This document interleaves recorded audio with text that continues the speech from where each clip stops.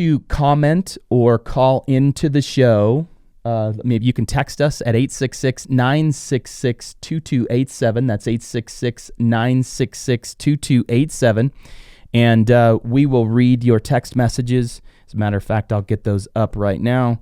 We'll read your text messages, or if you want to join us on the show and you have, maybe you're a homeowner and you have a question for the guys that I'm going to be interviewing here in just a couple minutes, you can ask them a question and they'll answer your question.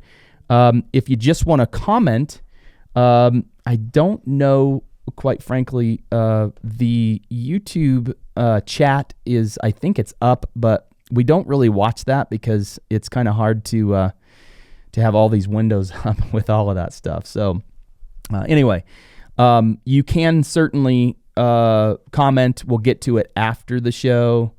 But anyway, so let's see here. Pull this up. So that's what you can do. Or if you want, I can actually see my screen right here. If you want to go to, whoops, close that out.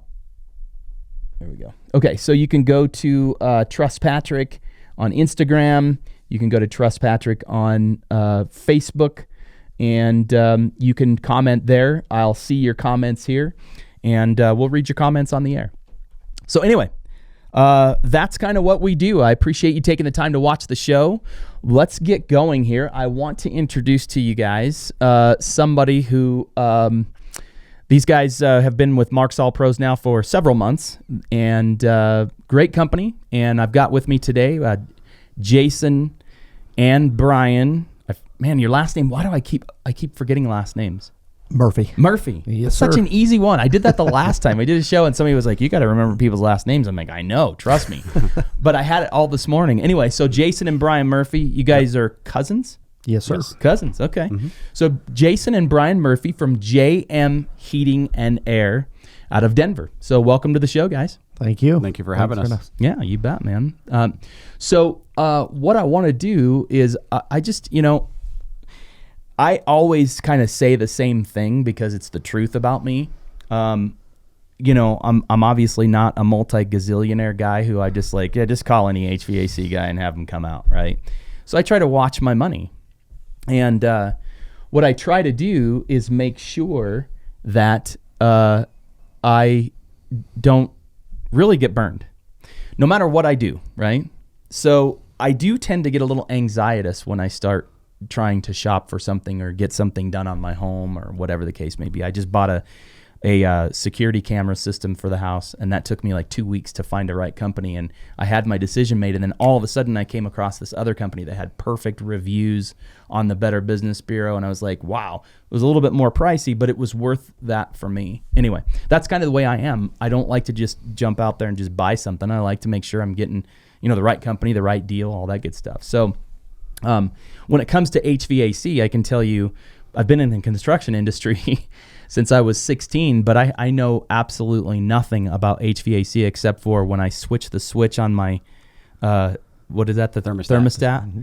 When I switch the switch to cool, it cools my house, and when I switch it to heat, it heats it up. Hopefully, right? Yeah, hopefully, exactly. Yeah, I've had a couple instances years ago. I had an AC unit that the rocks in the backyard were running over the copper line. I don't know whatever copper line that is, and it stopped cooling. Mm-hmm.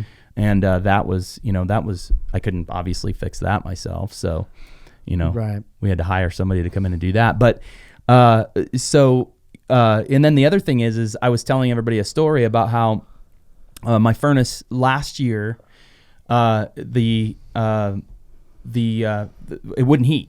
The bottom line is it wouldn't heat, and I panicked. I'm like, oh great, who am I going to call? Because I don't know any HVAC guys in Denver. I didn't know anyone at that time. I'm like, who am I going to call? This was last year before I met you guys, because I would have called you. But yeah, I was just like, man, what am I going to do? And it just so happens that the company that came in told me to turn the, what was it, the blower? Does that sound about right? It could have been that or the inducer motor, something. Okay. Or the flux capacitor? Correct. Okay. So all I did was turn that. And man, it started right back up again. Now, luckily, that company was a great company, and they didn't, drag me over the coals. But, I do tend to get real anxiety about that stuff. And I'm sure everyone does. Because, when you don't know about something, you're thinking, okay, because they could come in and say, oh my gosh, Patrick, that motor's blown. That's going to be $900. And then this is wrong. And that's going to be another $5,000. And next thing you know, I'm several $1,000s into it, or even a new furnace. And I know that happens, right? Oh, yeah. Yeah. And sometimes it's just age and everything plays a factor to determine whether or not the repair is worth it or if it's just getting a new one. But like you said, you don't know what it's going to cost. You don't know who's going to come out there. But like you said also, it's okay to spend a little more money. You got to get with somebody and get a few quotes, get with somebody you trust, somebody you want in your house as well. So it's a good, you want to be personable with that person as well. So sure, somebody you want in that house, somebody you want in your house. So yeah, as well.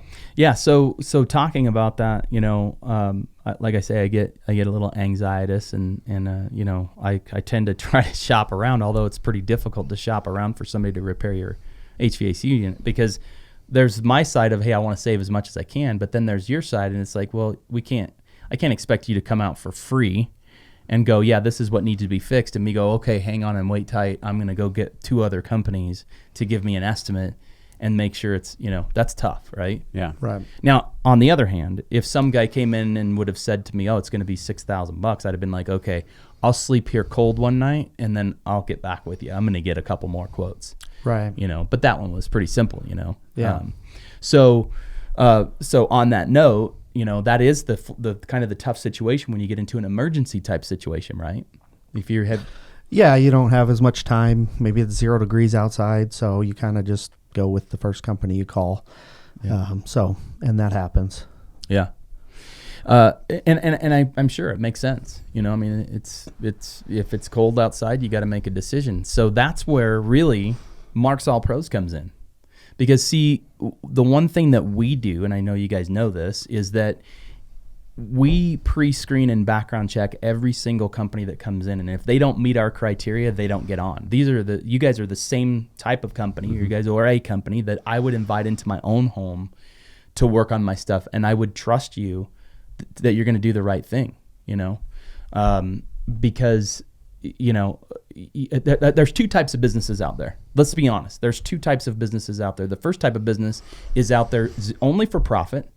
They're only out there to make a dime, and they don't really care about their long-term success. They just care about today or this month or next week or next month and how they're going to pay their bills and their employees and things of that nature, right? And then there's other companies out there that I would say is more like you guys, that you think long-term. You do what's right today. We were just talking before the show about how you've got hundreds of customers that you've helped, hundreds of stories that you've helped on the phone, right? Yeah. And that to me is a long-term business. That's something that that not only will that person probably call you back, but that good news travels, right? Mm-hmm. And you're not here just for the dollar bill. Although we all got to make money, right? We all got to support our families and feed our kids and, pay our house payments. We want to be there around next year when you need us again. You know? And that's the difference between you guys and I would say a typical common type HVAC guys out there that really are just all about profits. They're only worried about profits. They're only worried about, how much money they can make today. And I mean, there's some horror stories out there, I'm sure, that I've never heard about HVAC, right? Tell me a story. Like, give me an example. Like, what's the worst horror story you've ever heard, like dollars wise? Oh, I mean, we could go for days, but again, we don't want to bash anybody. We always tell customers. Okay. I'll do that. Yeah, we always tell customers, look, there's different size companies out there as well, so everybody's overhead is different. Some companies work off commission. We're all hourly, salary based, so there's no incentive for selling a furnace at $12,000 today versus fixing the furnace for $89 for the hour. So we get customers that was told, hey, it's going to cost $3,000 to fix this furnace, or we can replace it for $6,000 or repair for $3,000. And we always offer to come out, take a look, just see, it's always best to get a second opinion sometimes if you got the time and it's not a dire straits emergency. And we've done that, and not always, but a lot of times, it's something simple, something, where the furnace is only 12 years old, looks great, there's no real justification to replacement. And you clean a flame sensor that costs $89, or replace it, depending on the situation. But then you got a perfectly working furnace. Everything else checks out okay, as long as there's no CO, anything like that. So right. So what would you say the average lifespan of a furnace is? We're always telling people 15 to 20. Obviously, maintenance and changing your filter is probably the best thing you can do for your furnace and AC system. As long as you're doing those things, you can get 20 years out of a system. There's no reason you shouldn't be able to, as long as you're keeping up on the maintenance. Just like your vehicles, you don't change the oil in that thing, you're gonna be pretty upset with it after 6,000 miles or so. Yeah. But you can't go back to the manufacturer and blame them for not changing your oil when Right. it broke down. Yeah. Exactly. So just remember that. Yeah. So when you say maintenance, tell me about what's the typical common things that people should do when it comes to maintenance. Yeah, I mean, obviously, changing the filter is first and foremost. That's key. A lot of times we get service calls where it is just the filter, and people get frustrated at that. We get that. It's why am I paying you to change my filter? Well, clearly you didn't. So, changing the filter is key. We do offer maintenance programs and stuff like that, and that's gonna ensure that there's no water where it shouldn't be. Everything's clean. Everything's gas pressure's good. Blower amps are fine.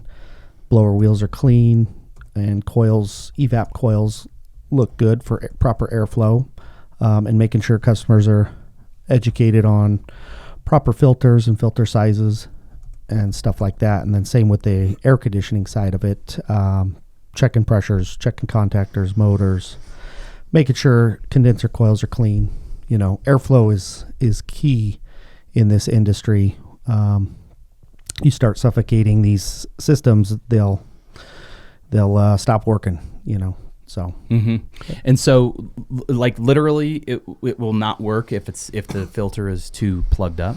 Yeah, it will overheat the furnace. So there's safeties and limit switches in there that are going to shut that furnace off as a safety. When these things get up around 160, 180 degrees, that's a concern. So that safety is going to shut that furnace off. Same with the AC. It's freezing up because there's just a lack of airflow, and it could be as simple as just a filter or even the proper filter. There's MERV ratings on every filter. You can get filters brand new out of the packaging that are just too restrictive for that system. That's the ones that are like 20 $20 a piece. And they basically clean out like viruses, right? Is that the ones you're talking about? Those are electronic air cleaners, UV lights that you can put in your ductwork. Those are going to kill your viruses and bacterias and stuff like that. But a good pleated filter is going to catch a lot of your dust, your pollen, your dander, stuff like that. Yes. Get the stuff that you don't want clogging up your evaporator coil. Right. So the filter itself, like I've been told multiple times, you need to get those cheap ones that the air flows right through them very easily. Is that not the case? Yeah, so they have those 99-cent ones that you can literally hold up and look right through it. Obviously, if you can see through the filter that clearly, you're going to let a lot of dust and stuff go through, which then over time, years, is going to accumulate on that blower wheel, that blower motor, Gotcha. the evaporative coil. So you want a good pleated filter, about a MERV rating of like 5 to 8, something Okay. like that. Yeah. Okay. So people don't necessarily want to go with the cheapest ones, but they want to go with something that's also not too restrictive. Like there was one I was saying that said something like it filters out viruses. And that's the UV light he's talking about, like Remy Halos and things like that. Yeah, this one was just a filter though. Yeah, some of those filters they claim that, and who knows if they're going to claim that, then that's probably something they've tested and stuff like that. So, but those can be too restrictive unless you have that blower and the proper airflow to handle that. But then those filters you're going to want to change monthly, if not sooner because they're going to collect more stuff and get dirty quicker. And why would people use one of those versus one that's better? I mean, what is it because they just want to filter out more dust? Or, I mean, obviously if they're concerned about viruses, but yeah, correct. I mean, my brother, he was at Home Depot getting those filters, and I told him, they're too restrictive. But, with the poor air quality we've gotten in Colorado lately with the fires and, of course, coronavirus and stuff, people are just wanting to be more proactive with catching anything they can out of their air duct systems and their houses, but you just got to be conscious. There's nothing wrong with those filters. You just want to make sure you change those monthly, be religious on that. Otherwise you could have a problem. Yeah. Every duct system, every furnace, every house is different. I mean, I have to be honest with you. I'm guilty of not changing mine often enough. I really am. But, it's true. Like you said, maintenance on your car. So changing the filter, what else? Really, as a homeowner, that's kind of really about it. All you really need to do. I mean, that's going to save you time and money down the road too, and keep things running efficiently. We all want to keep our bills low, and not get those high Excel bills. And Home Depot has a 3-pack of filters by True Blue. They're in a green package. They work great. That's what I use in my house. And that's what we recommend to our customers. It's a good pleated filter. It's going to catch a lot of the stuff, out of the air. Maybe not the stuff you can't see with the naked eye. But there's other products that will do that. Mm-hmm. Mm-hmm. Okay. And then I do have, and then also it depends on the customer, it depends on the condenser, but also keeping that condenser outside clean and free of debris as well, because that's causing that condenser to be restricted and not breathe properly as well. So outside? Yes. Yep. I don't even know what a condenser is. Yeah. It's part of your AC system. Oh, so it's part of the AC side? Yes. Okay. Yes. So for people that are watching that happen to be in maybe not in Colorado and they want to try to get some education on this, so you're saying that there's a condenser outside on the AC unit that should be cleaned frequently? Yeah, at least once a year. Just depends on the pollen or the cotton. As I call our third winter in Colorado, when those things start flying around, it can really, as the AC is running, it's going to suck all that cotton into those coils, and again, the condenser is not going to be working properly over time, and just cause other problems. So we've, sometimes cleaning that up can make a world of difference. Yeah. And again, it's when you say the condenser, this is my thoughts. Am I correct? That's like there's a metal grate, and then there's the coils that kind of cool the air, and the debris that gets caught in between those. Is that what you're talking about? Yeah. So on the outside, the condenser. Yeah. So they're typically on the sides of the unit where it blows out through the top, all that hot air. But yeah, it's just through the side where all that cotton gets sucked into those coils. Okay. Okay. And you just wash that out with a hose? Can you wash it out with a hose? Yeah. Really? Kind of just a shower spray setting, and it depends. But if a consumer doesn't feel comfortable, don't just call us out and we'll do it, and we'll show them how and things like that. Because I mean, we want to help them on the small stuff, or save a little money on the small stuff, but so they can, when it comes time for the big stuff, we're there and they can, money saved. You guys realize what I'm going to do as soon as the show's over. Change your filter. Change my filter and make sure my AC unit's all nice and clean. Yeah. But it's true. I do tend to kind of put that on the back burner. I don't know why. It's like my water softener. Mm-hmm. It's like I don't put salt in it until all of a sudden my dishes are cloudy. It gets overwhelming with a house sometimes. Especially when you're adding all kinds of different stuff. There's so much stuff to maintenance and maintain that it's just it gets bogging. It's one of those things where just the filter, and sometimes it's not even that feasible to change for some homeowners. We see some furnaces that are out there and people make it a difficult process to change that filter. So when we're doing installs and stuff like that, that's our goal, is to make sure that filter is the easiest thing they're going to change.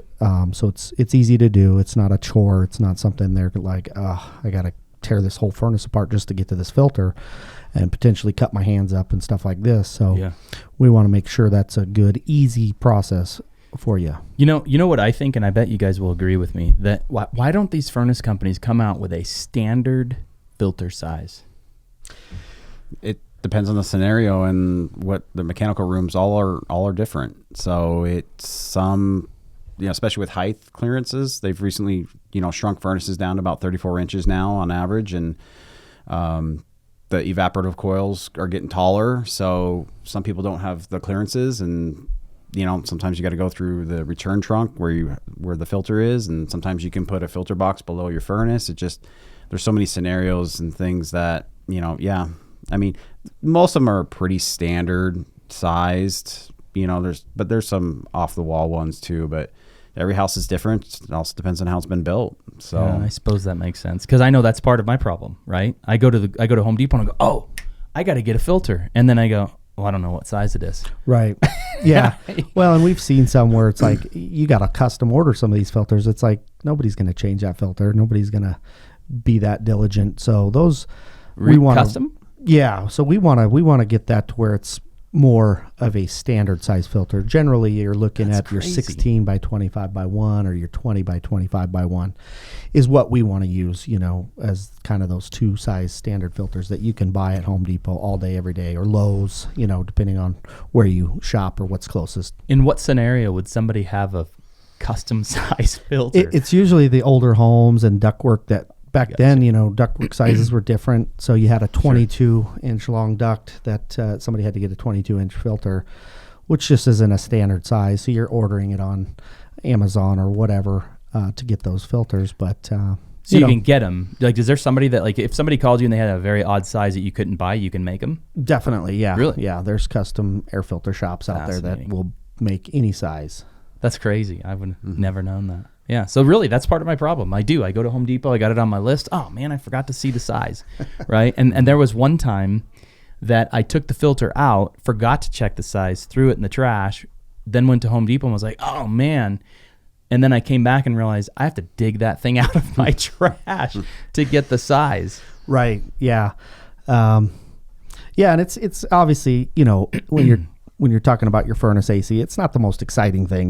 We all want the new car, or we all want the new kitchen, the new bathroom. So it's not the most exciting purchase when you have to do a new furnace or new AC. But we want it to look good, because, most people don't know what we're doing down there. But if somebody can come downstairs and go, wow, that looks a lot better than what I had. It's nice and clean. This filter's so easy to change. Try to make it exciting. We get excited, but it's hard to get other consumers to get that excited to spend some money on their new furnace. I just recently bought my house in February, and I always, when I give the tour, right, I'm like, here's the best part of the house right here, and I open the mechanical room door, and so, because it's all new in there too, so I'm like, yeah, this is the best room of the house right here. That's so funny, yeah, because that's what you do. Exactly. So yeah, that's interesting. Okay, so aside from that maintenance of either changing the filter out, and if it's the real restrictive filter, it should be, what did you call that again? The GV MERV. Okay, so if it's over a MERV of what how often, and they should change it monthly? Yeah, probably over a MERV of 10 or 12. That's going to be a pretty restrictive filter. Like I said, not the end of the world, but just be conscious that you may have to change that one every 30 days, even though they'll say 90-day filter on there. But you'll know when you're running your furnace or AC if you're having problems with it freezing up, the AC side, or the furnace overheating and shutting off intermittently, cutting that safety out. Then you got something too restrictive in there. Gotcha. So now let's talk about a MERV that's too low. How frequently? So the MERV rating is like a 1 through 16. So those cheap ones that, like he was saying, you can see through, that'll pretty much stop an animal from coming through, and that's about it. Those are probably like 1s, 2s, or something, whatever. Okay. So I mean, there's been certain situations in houses where those have to be used because of just the certain situations or the way airflow and overheating of a furnace. I had that recently on an inspection, and unfortunately, that was just the filter they're going to have to use ongoing to make sure that furnace stays on long enough to heat the house. So, and their house is probably going to be a little dustier than average, maybe? It's hard to say. It depends on the homeowner, depends on the lifestyle, kids, dogs, how often like to keep the windows open through the day. And so a lot of that has a lot, or construction around the house, that's going on. So new builds and things like that. So a lot of factors. So it's nothing can really say how much dust can come down, depending on the filter. But yeah, those cheap ones are, just, just kind of, if you have to use them, use them. If you Gotcha. Okay. they're better than nothing. But Sure. And what's the right MERV again? 5 like to 8. 5 to 8, yeah. 5 to That's 8. what we like. That's Okay. what we recommend. That's what we put in every new system, or if we have to change a filter for a customer, we do that. Okay. So that's new for me. I was always thinking about the size, 20 by 22 by 1 or whatever it is, right? Yeah, and that's something, most homeowners aren't really looking at. They're buying a filter. They don't know. And so it's just one of those where you'll find out, eventually if it's too restrictive or whatever. Gotcha. So, or not catching enough, because now 5 years later, we got to get in there, pull that blower out. We got to pull the coil apart and clean everything properly just to get things running efficiently again. Sure. So Sure. So then, pardon me. So the first thing that people should do is, if they have a problem with their furnace, probably check the filter, right? Mm-hmm. If it's plugged or if it's really dirty, get a new filter, try it then, right? Yeah, I'd say that's the first step, because, again, nobody wants to call somebody out. They want to fix it. I get it. We're homeowners too, so we want to save a few bucks and try to fix things ourselves. Sure. But sometimes that costs more than just calling somebody out. But check the filter. That's a lot of times the issue. Okay. So then if that doesn't work, then that's where they've got to give somebody a call. Correct. Yeah. Because if nothing's running at all, do we have a power issue? If something's just making loud scraping noise, do we have something that's going out, bearings, or something that's off balanced, off centered? Sure. So, and you can pretty much determine based upon the age of a home. Like if somebody calls you and says, yeah, my home's 45 years old and I had the furnace replaced 15 years ago, then you probably know it's not going to be more than likely not a simple fix. It's kind of crazy. You never know. For sure. I mean, we've seen 20-plus-year-old furnaces that are just working fine. They may not be as efficient as they used to be, and they're running fine, running strong. So it's, unfortunately, you never know till you know. It's hard to diagnose over the phone sometimes, but Right. it's till you see it. Yeah. Okay. That makes sense. Okay. then you get some that are 5 years old and it's just trashed. Really? Unbelievable. Just people, again, it's just not changing that filter. Or not putting one in. All right. I'm going to be right back. yeah. I'm going to go change Yeah. my filter. Just Yeah. kidding. Yeah. But that's true. I mean, that really is true. I mean, it makes sense. It makes complete sense. So that's something that, obviously I think that I bet you there's a lot of people in my category that don't pay as much attention to it as they should. Correct. Right? Yeah. So now, okay, so here we talk about, this is where we get into the stuff that I like to get into, and that is that, like we talked a little bit about, we touched on it a little bit earlier, that somebody they randomly call a company, their heater doesn't work, it's kind of an emergency situation, and they call a company, and it really is a filter, but then they do some unethical stuff, and they start poking around, oh, this is bad, that's bad. I asked you earlier, you don't need to name any companies, but what's the worst dollar size one, like, that you've heard of? I mean, it's, again, we could go on for days and hours of Really? stories, but like that many? Oh, yeah, I mean, I've been out to calls where they're like, hey, we just want a second opinion. We need a new furnace. The guy's telling me it's bad. And I've literally, the pressure switch tube is pulled off. Well, that doesn't just fall off. It's never going to fall off. It never has ever in the history of anything. And it's just, hey, this hose is pulled off, so we plug it back on. Do we want to sell a new furnace? Of course, but when you see a hose that's pulled off, it's like, hey, this thing is running great, and that's all it was. So it's one of those where, it's confrontation's hard. So we tell customers, hey, call that company and say, listen, this is what the other guy found, and Or call me. yeah, I'll tell them. exactly. Yeah, I don't have a problem doing that at all. right, because that confrontation is hard. Most people Yeah. don't like confrontation. We don't like confrontation, but the truth is the truth, and that's all we want to Yeah. put out there. So Yeah. Well, I always say too, you as a company consumers don't like it when you talk bad about your competition, right? Right. And Yeah. you guys are great guys. I can tell you probably wouldn't do that anyway. I mean, we No. already started it off like that. But Yeah. I do. See, and I get that opportunity. I don't mind. I can. Yeah. I can do it because I'm not, I Yeah. don't care who they choose. I prefer, obviously, they choose you guys. Right. But I don't really care in the end who they choose. And so I don't have a problem bashing somebody who deserves it. Right, correct. And that's what we tell people too, because we get people that call and say, "Oh, Jason, this guy wants 20 grand for a whole new system. Why are you at 11?"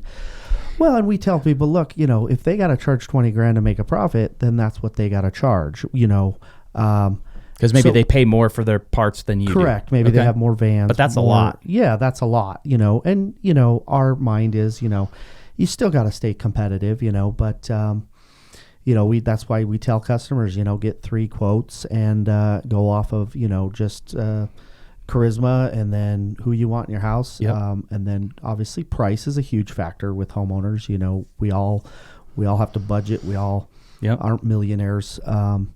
And there's other things that have to be done as well around the house. So it's just one of those where we offer a number 1 rated product as well. So, sometimes price, a low price scares people too. It's holy cow, totally. what Yeah. are they not doing that this other company is doing Sure. for 19 I run grand? into that. Yeah. And I refer back to driveways because I've been in the asphalt business for 20 plus years. Yeah. And I get the same thing. I've gone out and done proposals where their driveway is supposed to be, say, 20,000 for a driveway. And they go, well, this other guy, man, he was like 14,000. I'm like, listen, Yeah. we all pay the same price for the material.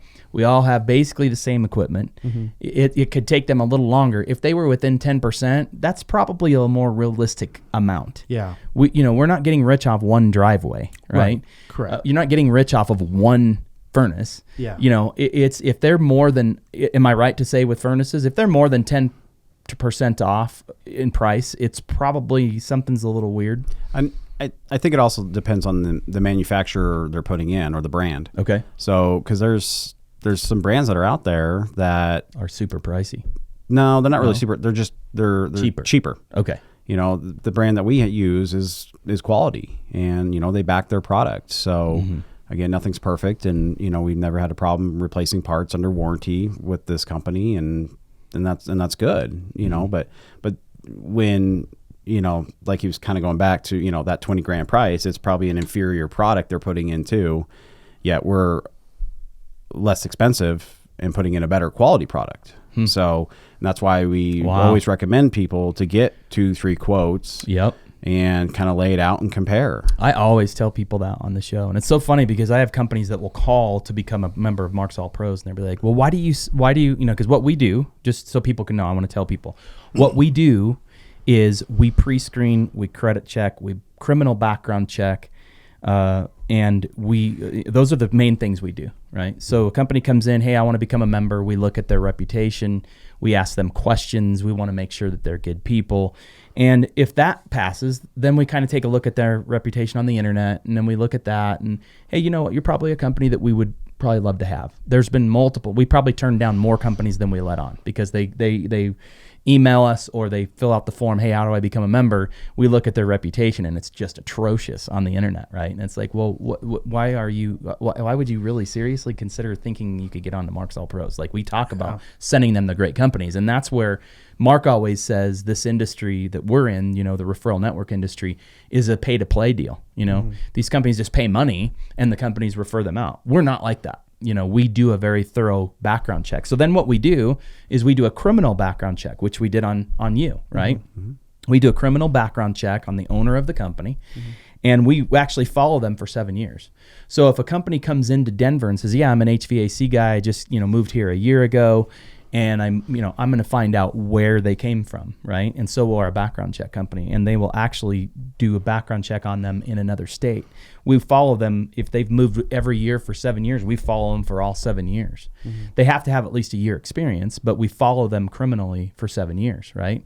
We check their credit, we check the company credit, and if all these things line up, then they become a member, right? Yeah. Which is what you guys did. Yeah. And then after that is the money. It's like, yeah, of course, this is an advertising situation, and you're going to pay money to advertise with Marks All Pros.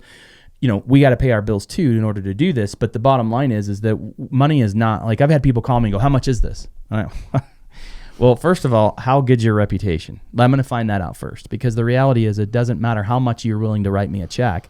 you're not going to get on if you have a bad reputation. And so that's what we do at Marks All Pros, right? We want to make sure people get connected with companies like yourself. And we always, this is the other thing I was getting to, was that companies will call me and say, okay, I like how Marks All Pros works.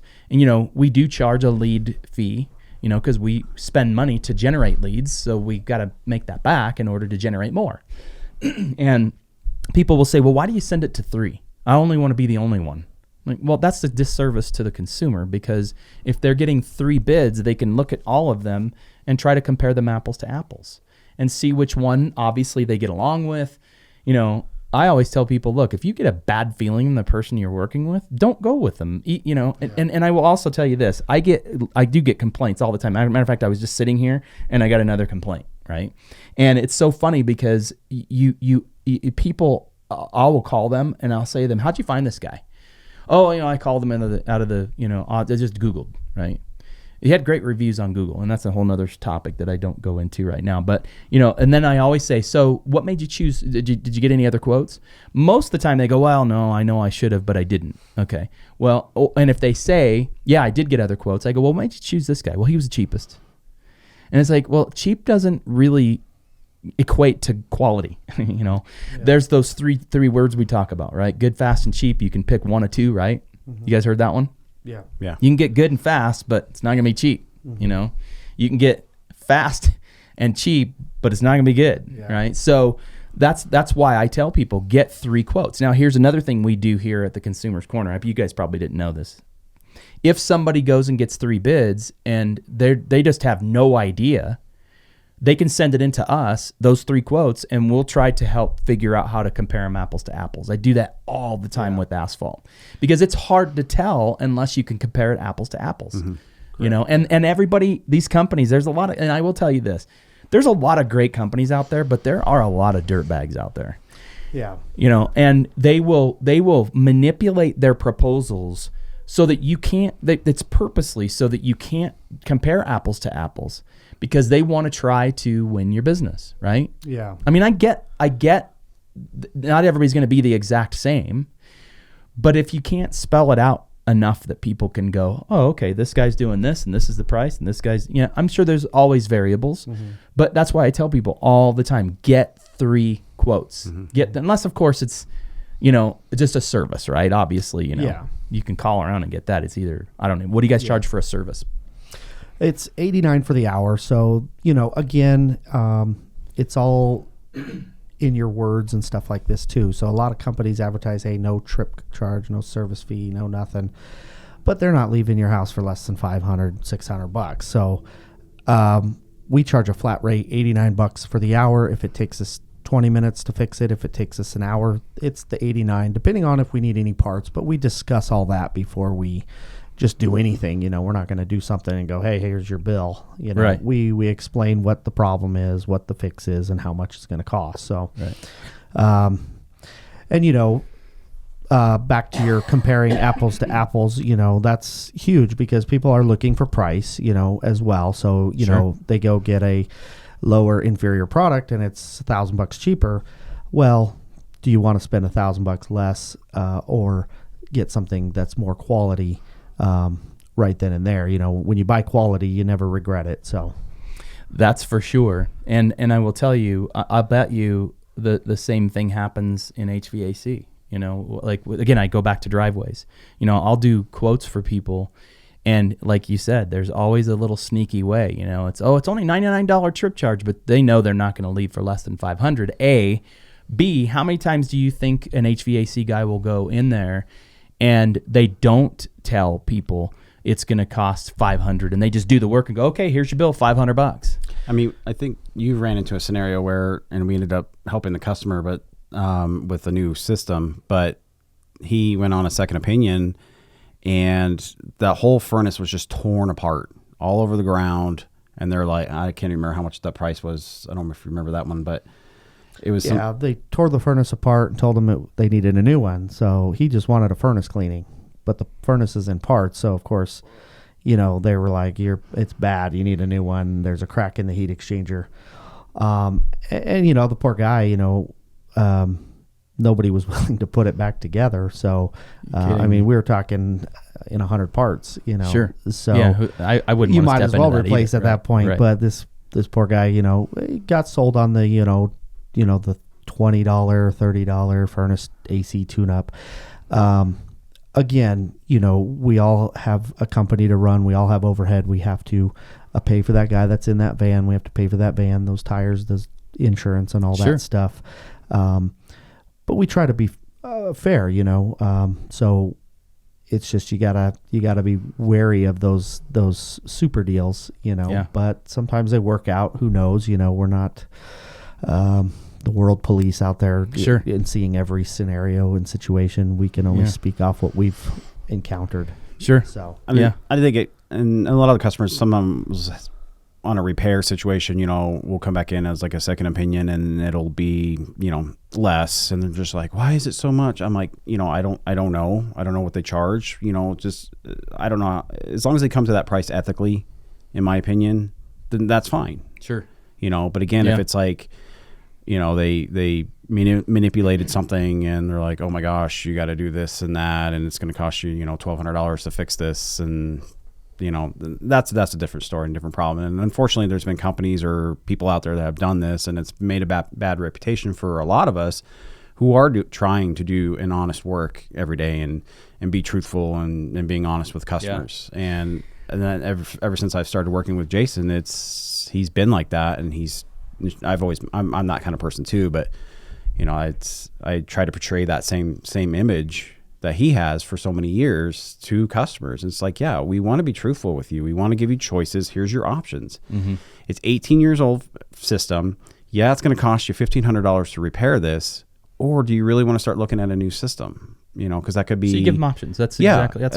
That's what we want. Yeah. You know, we'll still do the repair, but you know, you're rolling the dice. You can't predict how long it's going to last. Correct. Yeah. To a point. Yeah. Depending on what it is, but you know, like I said, that's who we are. Sure. And that's who we train our other technicians and installers to be. Yeah. Be truthful, you know, and that's going to lead you a long way, and it's going to help this company in the end. That's awesome. You know, it's so funny, and as I'm sitting here talking to you about this, you know, I do talk to consumers quite frequently, and you know, it's interesting. The one common theme that I find amongst consumers is that they're afraid to be confrontive with their money. They want the best price, but they're afraid. They're fearful of actually being somewhat confrontive with the companies that they're talking to. So let's clear the air here. If you guys are in somebody's house and they are feeling skeptical, does it offend you even one bit if they go, hey, something's not, I don't know, this other price was here, this was higher, this was lower? Does that even offend you remotely? I mean, obviously we're speaking the truth, and you know, right. It's not always what customers want to hear. Do we want to go to every house and be like, oh, great news, it's just a little fuse, or it's just a wire that's broken, easy peasy. But no, of course, you know, we want to earn your business and prove to you why, you know, we're honest and good. But of course, you know, there's people that just, you know, doesn't matter what you say, they're going to be skeptical and call somebody else, and that's fine. Right. You know, we never want to be that company. They've been burned before, and that's where it comes from. Yeah. Yeah. And that's where it comes from. So it's just one of those where we don't want somebody coming in behind us and going, yeah, this guy's totally wrong. It's not even that issue, you know? So yeah, it's not always what everybody wants to hear, you know? But sometimes it's just, it is what it is. Yeah. Sometimes it is a costly repair, and it's like, sorry. And then and that's why we want to have good rapport with the customer too. And just, you know, make sure we talk to them before we start doing anything, you know? Sometimes it's our best educated decision, you know, of what's going on or with the repair. And sometimes with air conditioning repairs, there's certain steps you have to take to be able to properly check everything, or, hey, this one part's bad, you know, so we got to fix this first before I can even continue on. Sure. That makes sense. It's kind of like your car's not driving because you have a flat, but you hit a curb. So I got to fix the tire first. You know, I mean, I'm sure they wouldn't do it that way, but what other damage steps has been done that you have to take. Yeah.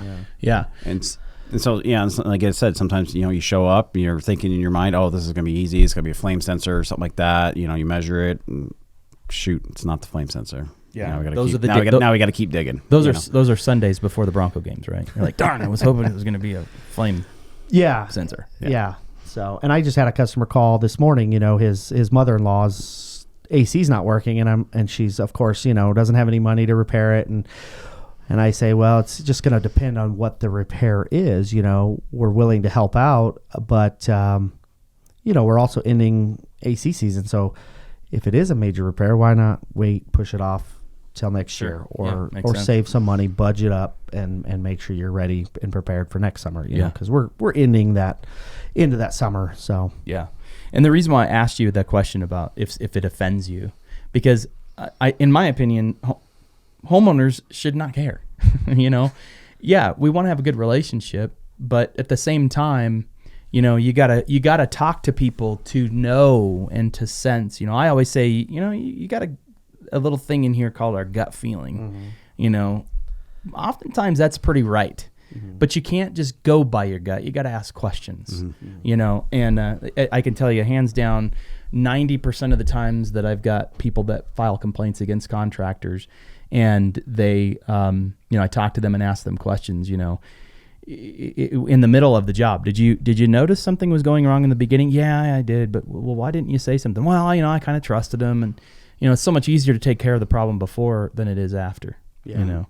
And I've had people tell me, oh, they're the only company that called me back.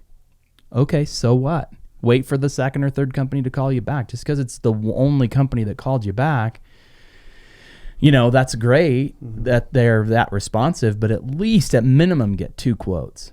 Yeah. So. Yeah, and it gets busy. We want to do our best. We've probably dropped the ball a couple times too with just, not responding in a timely manner. Maybe a 2-day callback versus just within 24 hours is what we try to do. Mm-hmm.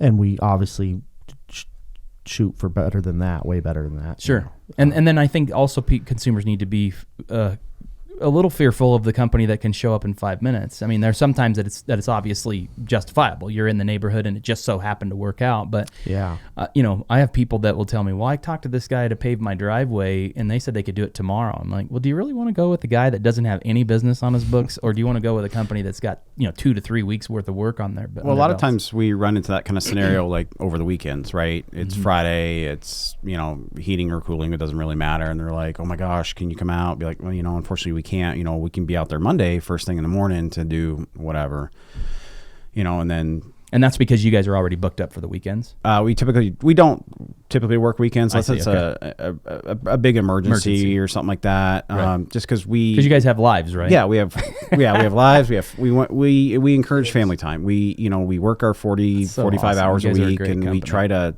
especially for our technicians, if it's either him or me, that usually will go out on a weekend if that's the case, unless somebody really wants to earn extra money. But anyway, back to where I was at on the, and then, but then it's like, if they're like situations where it's like, okay, well, you can wait, and maybe it's an $89 thing on Monday if you can just wait a couple days, or, there's companies that are out there that will be there 24/7, but you're going to pay for it, right? But that's up to you. Sure. As a consumer, if you can wait a couple days, great, yeah. But in certain situations, if they pull our heartstrings enough, we'll go. But yeah. Well, and there's just those emergencies. Yep. It's 0 degrees out. Kids. Yeah. No, that's a different story. That's different. We've done we did a rental. It was a rental house, and their furnace was just dead, and 3 of us went in there at like 5 o'clock at night and busted out a furnace for them, and they had heat that night. So, that's awesome. Yeah, and it's just. It all worked out great, and we helped the family and stay warm that night. So yeah, that's so cool. So here's the other thing too. I wanted to ask you. You said technician. Obviously, what I always say about concrete companies, I always tell people, man, you got to be really careful. Like asphalt's a little different because you have to put in $500,000 worth of equipment to be able to pave driveways, unless you buy the cheapest stuff and. It's not going to do a good job. But concrete, guys can literally throw some tools in the back of their pickup truck, throw a sign on the truck and say, John's Concrete Service. And, man, it's like the good thing about the concrete business is, man, it's a great business that anybody can get into. The bad part about the concrete business is that Anybody can get into it, right? So when it comes to, HVAC, tell me the type of qualifications that I'm sure there's guys out there that claim that they've been qualified with this stuff, the technicians, right? That aren't. Yeah. It's crazy. People go, how could you possibly do that? Well, there's doctors out there that get busted for practicing malpractice medicine that aren't even licensed. There was a guy in Aurora, Colorado, a couple of years ago, within the past couple of years, that was doing plastic surgery that was not even licensed. It didn't even have an education for it. Yeah. And so it does happen, even though we have DORA here in Colorado, it does happen. So what are the qualifications that HVAC technicians have to go through in order to? Yeah, and same thing. Anybody can do service and work on HVAC. You don't have to have your license and stuff like that. So a lot of guys do side work and stuff like that too. But to get licensed and certified, there is a ICC, which is the International Code Council, that you actually have to have 5 years under a supervisor. So my dad is where I got started in this. My dad's been doing heating and air since I can remember. Wow.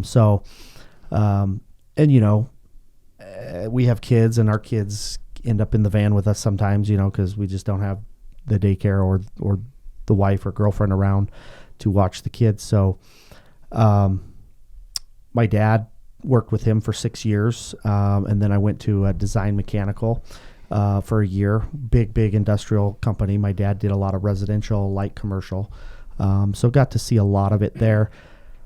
But when you're working under a supervisor, a supervisor is someone who is licensed in the city of Denver, Aurora, are the two major cities. And then when you get those licenses that you have to take a test on through the International Code Council, you can just purchase your license in every city, county, Lakewood, Littleton, and it's just a license that you hold for a year.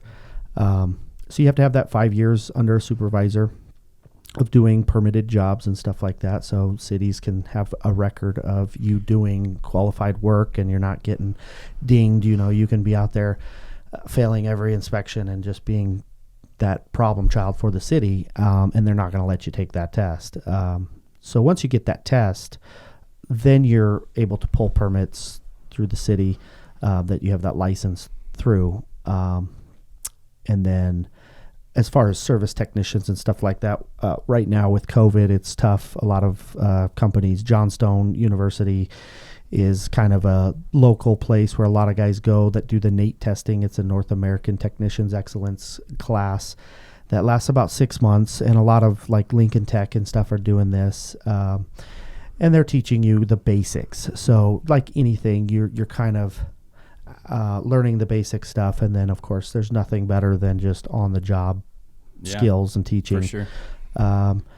So we like to get our guys through the North American Technicians Excellence program, at least get them certified under that, to just get their basics down. So, but there's always a supervisor, myself or Brian, that's there on installs and with service calls. They can always call us, and there's always technical support, stuff like that. But you kind of want to, customers don't want to see that either, where you're on the phone asking questions all the time as well. But it happens, So those are the kind of the qualifications there to get licensed in, like I said, Denver and Aurora are the two major cities.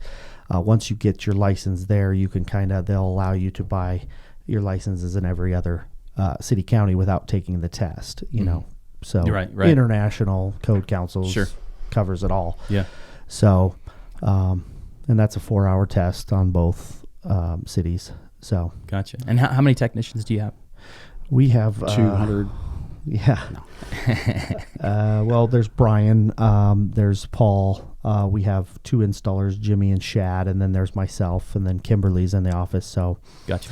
I think we're a good size right now. We want to kind of keep this boat going, make sure everybody's solid before we do anything else. Yeah. Yeah, I personally tend to work with medium-sized companies, or not gigantic companies, just because I just feel like there's so much the dissemination of information doesn't quite get out there enough, and so I kind of like to work with closer knit companies like yourself, myself personally. But yeah, just a personal preference. Yeah, and some people like that big company because they think there's that trust there, that automatically they're not gonna, do anything unethical. But again, that goes to your gut. Everybody's got that gut feeling, and we've even had that with customers. We got that gut feeling, like, something doesn't feel right. Sure. So, oh gosh, yeah. Believe me, man. and we feel the burn after. Yeah. Yeah. I think we talked a while back. There was a situation where we had a customer that kind of was jerking you around to be to the point. Yeah. Did that ever get taken care of? Yeah. I mean, obviously we walked away from the job, and she wrote a horrible review, but we had the police department there because we knew it just wasn't going well. We just wanted the police department there. Nobody's in trouble. We just want to make sure there's not the he said, she said. We got a couple females, and 3 grown large men that are at a house. So we wanted to just make sure everybody was comfortable and protecting ourselves. Yeah. So yeah. No, nothing physical, nothing violent. It just for documentation and protection Makes for sense. everybody. So, yeah.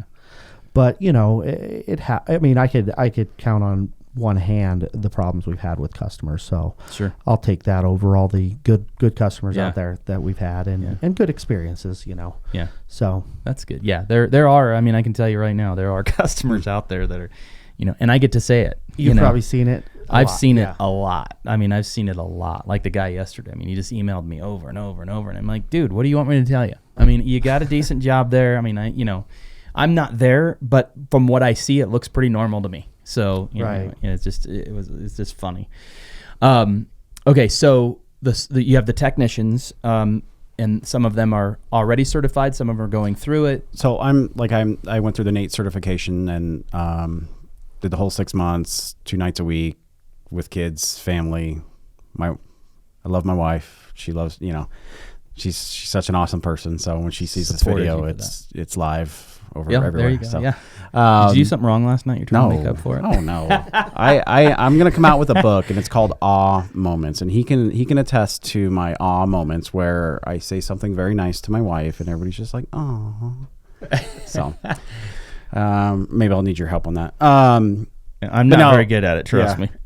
She'll tell you that. Okay. But at any rate, so I've been through that testing, and it's definitely it's a high level overview of what we have to do in the field, right? And there's some things that I even went through the test on that I will never touch in my life, and it's just one of those things that you just got to get through and get through the test. But however, when you've got such a good supervisor like Jason, or someone who can really teach you how to do things right, I've learned a lot of my stuff with him and just watching him and learning from him versus over that class. But that class kind of helps cement things together, because then it's like, oh yes, I do remember learning about this, let me go back to my book. Or like he was mentioning, you can call technical support for majority of the manufacturers that are just there waiting to help you. Just be like, hey, I know how to do this. I want to make sure this is up to your specifications and things like that. So, but that NATE class is a good class. That's cool. And like he was saying, Johnstone University is a great one. And the teacher there is awesome. He's been through that class as well with a different teacher. And it was even better. So there's definitely some people out there that are willing to teach and train through that way, but we're willing to take people on too that are green and just want to learn and want to be better and want to grow in this business, and we can help send them through classes too, and things like that. Yeah, so that's awesome. And the other thing I do want to mention too is that part of Marks All Pros, we require companies that go into people's homes like you guys do to actually have background checks done on their employees. And lo and behold, that's the cool part about you guys. You were like, yeah, no problem. And you signed up with our background check company, and they did the background checks. And, that's one of the things about what we do when we send a company out. We want to make sure we're sending them the best. And you guys are obviously. Because when we hire people, we have to have that good level of trust. Yeah. If we don't trust our technicians, I'm sorry. You could be the best technician in the world, but if something's not right, like you said, the gut feeling thing. Yeah. Unfortunately, I'm sorry, we're not going to, we can't do this. Sure. So, because, the background check backs it up. Yeah. We appreciate that, because we just hired a guy, and we went through you guys to get that background check. Not us, the other guys. Yeah. Well, the background check company that does our background checks. That does yours. Yeah. So yeah, we appreciate that because we did that and we made sure that was okay before we start throwing them out there. Yeah. Yeah, that's good. That's the way to do it. And that's why I think that I can tell you right now, I'm super happy to have you guys on the Marks All Pros. And, I just, I don't know. You guys, you said you weren't on social media much. I've been talking you up quite a bit just because I just, we met a few times and we've talked multiple times. And, man, I just, you guys are an awesome company. And you can just tell, this is the thing that I love about this show, is that, first of all, no one's ever going to sit in the studio that people aren't going to go, that guy's not very, he's a little shady. Everybody that sits down in the studio is like, maybe everybody's going to start going like, that's boring. Everybody's so nice. We need some fireworks here. Right. Yeah. Well, we can get going if you want. Yeah. So yeah, no, I really appreciate you guys talking about this. And so let's just kind of recap here. I would say, I want to try to say 5 things, but let's just go through kind of a list of things that people can do. Because right now we're in the fall and people are going to start kicking on their furnaces if they haven't already. And I've been telling people, look, the best time to have your furnace serviced is before it's an emergency. So right now they should be giving you guys a call and saying, hey, can you service our furnace? But the first thing they want to do, like you talked about, was, just change the filter, right? Yeah. Yeah. So, obviously, I don't know. Most people probably, with that first cold snap we had where we got some snow and stuff, we got an influx of calls, and that's normal because everybody's firing up the furnace now for the first time. So, we can come out and check gas pressures, making sure everything's running properly. Obviously, too low gas pressure, too much gas pressure can cause premature failure on heat exchangers and stuff like that, and overheating. The filter's the biggest thing that you can do there. But yeah, we're happy to come out and take a look, make sure everything looks good, and give you an honest opinion. So if somebody wanted to just have their furnace serviced, they would give you a call. You guys would come out, change the filter, check everything, make sure everything's working right. And how long does that typically take you? So, because I do a lot of more of the inspections, and Paul's our other guy who does a lot of the maintenances and things. So we use a multi-point checklist sheet. So, because we view that as the same, whether it's an inspection for sale of a home or maintenance, it's all the same to us because it's all important. And our goal for every system we run into is to ensure it's safe and operational per manufacturer specifications. So we go through the sheet every time just to make sure we're not missing something. And so our goal is, if we can be in and out of there in about 45 minutes to an hour, that's wonderful. Great. But when we start running into problems, like if it can't run 15 minutes without interruption, well, we got to figure out what's going on. Is it overheating? Is there something else? Is it, whatever it may be. Right. And at that point, we got to start getting into more of a service or repair. But, but 45 minutes to an hour just kind of depends, but if we have to pull blower wheels and clean or do additional cleaning, obviously that costs additional money, but we want to make sure it's right and working right. Because after a little bit of cleaning on it, if it costs you a little bit there, great. That's a one-time thing, hopefully, and they don't do it again and make it dirty, and great. And then it's working great, and it can last another 5, 6, 10 years, or depends on how old it is. That's wonderful. Sure. And then hopefully they've learned, hey, I got to have a right filter in here, or put a filter in here, because otherwise I'm going to have more problems than I want. Yeah. Yeah. So for people to avoid an emergency, they should have you come out and service it. And that's the best time really for them to be able to, if something more major is wrong, for them to be able to get their 2 to 3 estimates and compare apples to apples. And we definitely, and that's nice about when we go to do maintenance, is we kind of look at things too and say, hey, look, this is about 19 years old. This is on your radar. It's going to come sooner than later. Are you going to be in this house for much longer? Things like that. Oh yeah, I'll be here for another 5, 6 years.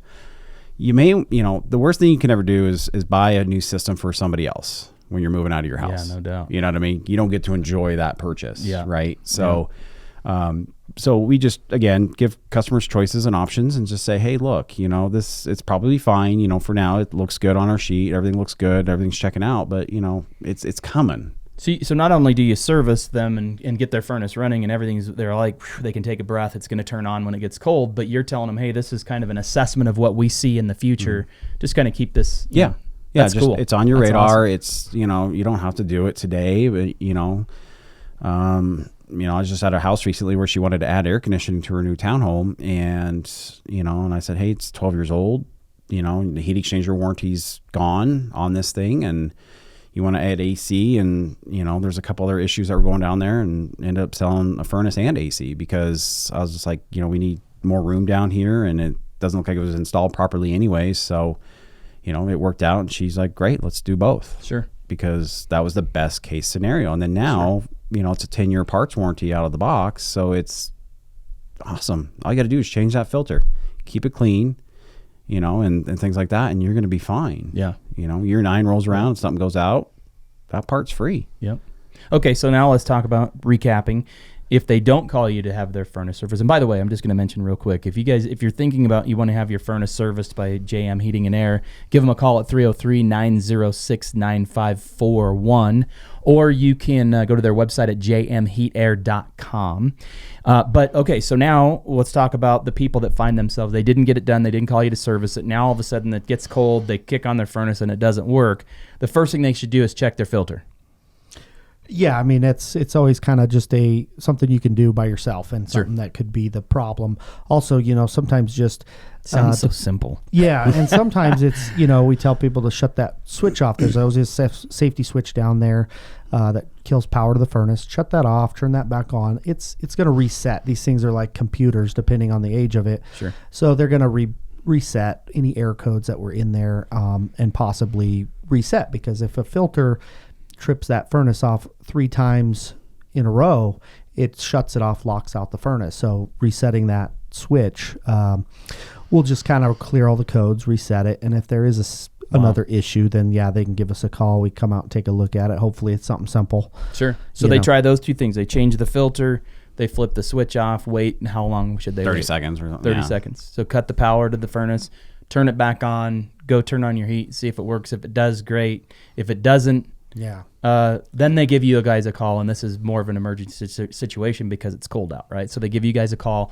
You guys say you come out for an hour. You say the service call is $89, and then you assess what's going to happen. You talk to them about the cost after that before you actually do the work, right? Yeah, and that can sometimes, that $89 could be all fixed and up and running too. Sometimes we don't always need parts to fix something. So. And even sometimes, if it's something super simple, a dirty flame sensor or dirty filter, it's one of those where they're educated that, okay, and sometimes we'll even show people how to clean that flame sensor. So that's something that, not most homeowners want to do, but it's something, if you got a couple tools